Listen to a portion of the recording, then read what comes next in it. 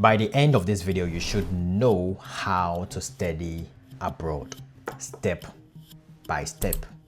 Okay, I know you have the dream to study abroad. It's been on your heart for a very long time, and you are the only one feeling that deep inside you that you need to travel from your home country to another country, and I'm here to help you. So all you've got to do is to subscribe, you like, and I'm here to guide you step by step through the whole process. Okay, so the first thing you have to do is you have to get a passport.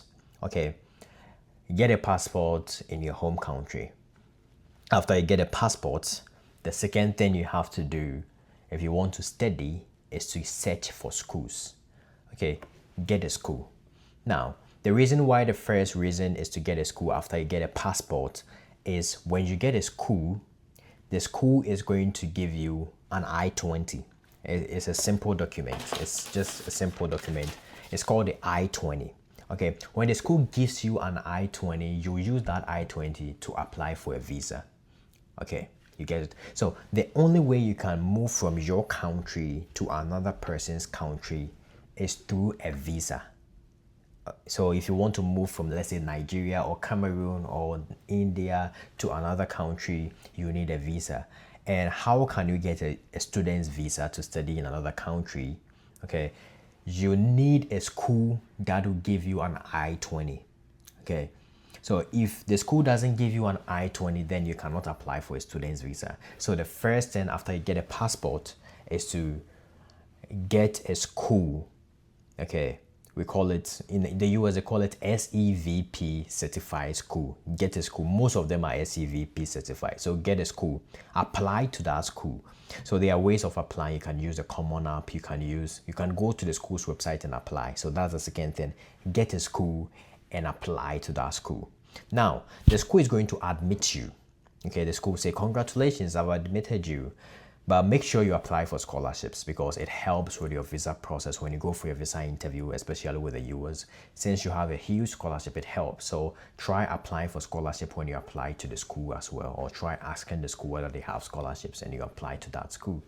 So after you apply to the school, then now is the time, and they give you admission, then now is the time for you to apply for a visa.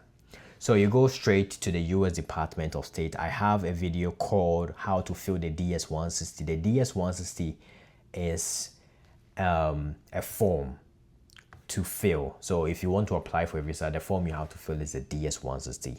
So after you get the school, you start applying for visa right away. So the visa you have to apply, you have to use the DS-160. For Canadian schools, they use a portal called the IRCC. So every country has the portal for applying. So for European, there is the Schengen. So it depends. So number one, get a passport. Number two, get a school that you like. Maybe you want to go to Harvard. Go to Harvard's website or go to commonapp.org, create an account, apply to Harvard. In a few weeks, Harvard will give you that, hey, I've accepted you. So Harvard will accept you. So what you have to do is to apply for your visa. And I've made a video on how to apply for a visa. It's called a DS-160. Check my videos, you're going to see it. The next thing you have to do after you get a visa is you have to book an appointment. Now, after you fill the DS-160, there are certain things you have to pay. For Canada, you have to pay, when you are filling, you have to pay 85 Canadian dollars. So you have to pay that amount of money, $100 for the application, $85 for the biometrics. For the US, you have to pay $185 for the MRV fee, or the machine readable visa fee, which is the visa fee. In general, is a visa fee. Okay, so you pay $185. Then for US, you're going to book an appointment. So you go to another website. It's called the AVITS. You book an appointment with the visa officer. You pay a fees we call the CVIS fee, or the I-901 fee. When you hear I-901 is the same as CVIS fee, you pay the fee. Then finally, you go for your student's visa interview with the visa officer. Now, when the visa officer says, congratulations, your visa has been approved, then you go back home happy. Later on, they'll tell you to go for your passport. They are not going to give you your passport on the same day. Okay, they'll tell you to go home. So you go home maybe in 4 days, or sometimes 2 weeks. They'll say, come for your passport. You go for your passport and your visa will be placed inside your passport. That is why in the beginning I said the first step is to get a passport, because without a passport, you cannot get a visa, because a visa is always placed inside a passport. Okay, so you get a visa. The next thing you have to do is to book a flight. So you book a flight from your country. Maybe you're from India, you book a flight straight from India to the country you want to study. So these are the simple steps to study, especially in the USA. So number one, get a passport. Number two, get a school, a certified school, and most of them are certified, most of them.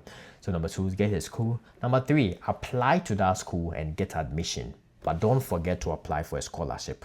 Okay, scholarship makes the whole visa process easier, so try and apply for a scholarship as well. Okay, number four, book an appointment, visa appointment. But before you book an appointment, you have to pay the appointment fee. For US it's $185. For Canada it's also around 185 Canadian dollars, which is $100 for the application and $85 for the biometrics. The fifth one to do is to, for US you have to pay your service fee or I-901 fee. For Canada you don't have to pay that amount of money. So you pay service fee, which is $350. You pay that amount of money, then you book a flight, you go for your interview, you book a flight, then you come. So this is how to get a visa, a student's visa, and this is how to study abroad.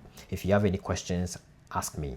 If you don't have any questions, thank you for joining me in this video. I'll see you in my next video. Have a wonderful day.